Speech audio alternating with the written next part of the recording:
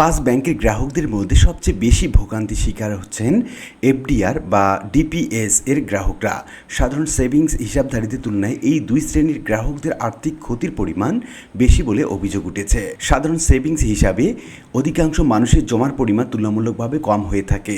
সীমিত পরিমাণ অর্থ থাকায় অনেকে আংশিকভাবে টাকা তুলতে সক্ষম হয়েছেন কিংবা 2 লাখ টাকা পর্যন্ত অর্থ ফেরতের সুবিধা থেকে কিছুটা উপকৃত হয়েছেন। কিন্তু যাদের দীর্ঘমেয়াদী সঞ্চয় এফডিআর কিংবা ডিপিএসে টাকা আটকে আছে, তাদের বড় অঙ্কের অর্থ দীর্ঘদিন ধরে অচল অবস্থায় রয়েছে। ফলে সবচেয়ে বেশি অনিশ্চয়তা এবং ক্ষতির সম্মুখীন হয়েছেন এই দুই শ্রেণীর গ্রাহকরাই। অর্থ আটকে থাকার কারণে বহু পরিবার কঠিন বাস্তবতার মুখোমুখি হয়েছে বলে অভিযোগ করেছেন গ্রাহকরা। কারো চিকিৎসার জন্য জরুরি অর্থ প্রয়োজন, কারো ছেলেমেয়ের বিয়ে, আবার অনেকে সন্তানদের পড়ালেখার খরচ চালানোর প্রয়োজন হয়েছে এবং প্রত্যেক মানুষের নিজস্ব প্রয়োজন তার কাছে সবচেয়ে গুরুত্বপূর্ণ, কিন্তু প্রয়োজনের সময় নিজের সঞ্চিত অর্থ ব্যবহার করতে পারছেন না বলে মানসিক, সামাজিক এবং আর্থিকভাবে ব্যাপক ক্ষতির সম্মুখীন হয়েছেন। অনেকের ভাষ্য, বাইরে থেকে বিষয়টি যতটা সহজ মনে হয়, বাস্তবে পরিস্থিতি ততটাই কঠিন।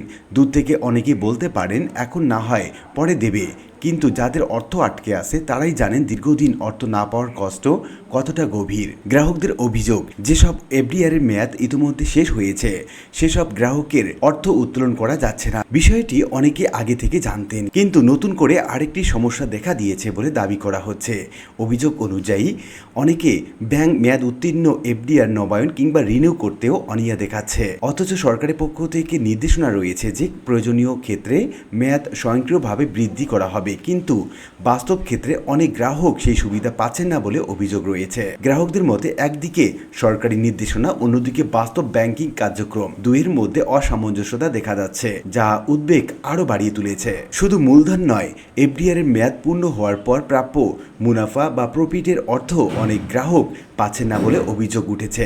অনেক গ্রাহক জানিয়েছেন তারা মূল অর্থ দাবি করছেন না, কেবল মেয়াদ শেষে প্রাপ্য লাভের যে অংশটি সেটা তুলতে চাইছেন, কিন্তু সেই অর্থ অনেক ক্ষেত্রে দেয়া হচ্ছে না বলে অভিযোগ রয়েছে। গ্রাহকদের প্রশ্ন, যদি মূল আমানত এখনই পরিশোধ করা সম্ভব না হয় তাহলে অন্তত মেয়াদ পূর্তির লাভের অংশ কেন দেয়া হবে না? অভিযোগকারীদের দাবি, বাংলাদেশ ব্যাংক থেকে স্পষ্টভাবে জানানো হয়েছিল যে 2026 সালে 1 জানুয়ারি থেকে যেসব এফডিআর এর মেয়াদ শেষ হবে এবং যেগুলো নবায়ন করা হবে সেইগুলোর ক্ষেত্রে প্রাপ্য মুনাফা পরিশোধ করতে হবে। তাদের অভিযোগ, বাস্তবে অনেক ক্ষেত্রে সেই নির্দেশনা যথাযথভাবে অনুসরণ করা হচ্ছে না, ফলে সাধারণ বিনিয়োগকারীরা ক্ষতির মুখে পড়েছেন এবং আর্থিক অনিশ্চয়তায় দিন কাটাচ্ছেন। ভুক্তভোগীদের দাবি, যাদের প্রাপ্য লাভের অংশ রয়েছে তা দ্রুত পরিশোধ করা হোক। একই সঙ্গে যেসব এফডিআর এর মেয়াদ বৃদ্ধি প্রয়োজন সেগুলো যথাযথভাবে নবায়ন করা হোক। পরবর্তী সময়ে বাংলাদেশ ব্যাংক যে নীতিগত সিদ্ধান্ত নেবে সেটি অনুযায়ী কার্যক্রম পরিচালনা করা যেতে পারে, তবে ততদিন পর্যন্ত গ্রাহকদের ন্যায্য অধিকার নিশ্চিত করার আহ্বান জানিয়েছেন এই গ্রাহকরা। বিভিন্ন এলাকার গ্রাহকদের সঙ্গে কথা বলে জানা গেছে অনেকে বছরের পর বছর কষ্ট করে সঞ্চয় করে এফডিআর বা ডিপিএস এ অর্থ রেখেছিলেন ভবিষ্যতে নিরাপত্তার কথা ভেবে। একজন অবসরপ্রাপ্ত চাকরিজীবী বলেন, অবসরের পর মাসিক খরচ চালাতে তিনি এফডিআর এর মুনাফার উপর নির্ভর করতেন। এখন সেই আয় বন্ধ হয়ে যাওয়ায় সংসার চালানো কঠিন হয়ে পড়েছে। একজন অভিভাবক জানান, সন্তানের বিশ্ববিদ্যালয়ে ভর্তি এবং সেমিস্টার ফি দেওয়ার জন্য তিনি এফডিআর এর মেয়াদ শেষ হওয়ার অপেক্ষায় ছিলেন, কিন্তু সময় মতো অর্থ না পাওয়ায় ধার করে শিক্ষার ব্যয় মেটাতে হয়েছে। আরেকজন নারী গ্রাহক বলেন, মেয়ের বিয়ের জন্য জমিয়ে রাখা অর্থ আটকে থাকায় নির্ধারিত সময় পিছিয়ে দিতে হয়েছে। ক্ষুদ্র ব্যবসায়ীদের অনেকেই জানিয়েছেন ব্যবসার মূলধন সংকুচিত হয়ে যাওয়ায় তারা নতুন পণ্য কিনতে পারছেন না, ফলে বিক্রি কমে যাচ্ছে এবং আয়ও হ্রাস পাচ্ছে। অন্যদিকে বয়স্ক গ্রাহকদের অভিযোগ, প্রতিবার ব্যাংকে গিয়ে একই ধরনের উত্তর শুনতে হচ্ছে, কিন্তু সমস্যার স্থায়ী সমাধান মিলছে না।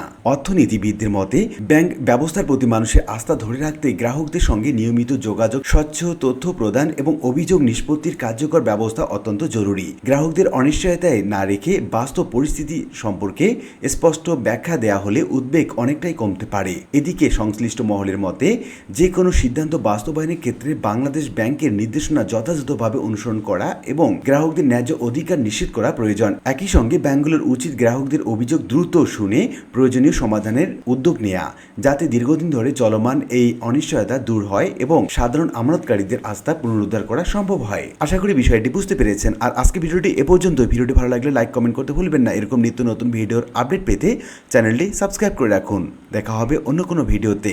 সে পর্যন্ত সবাই ভালো থাকবেন। ধন্যবাদ।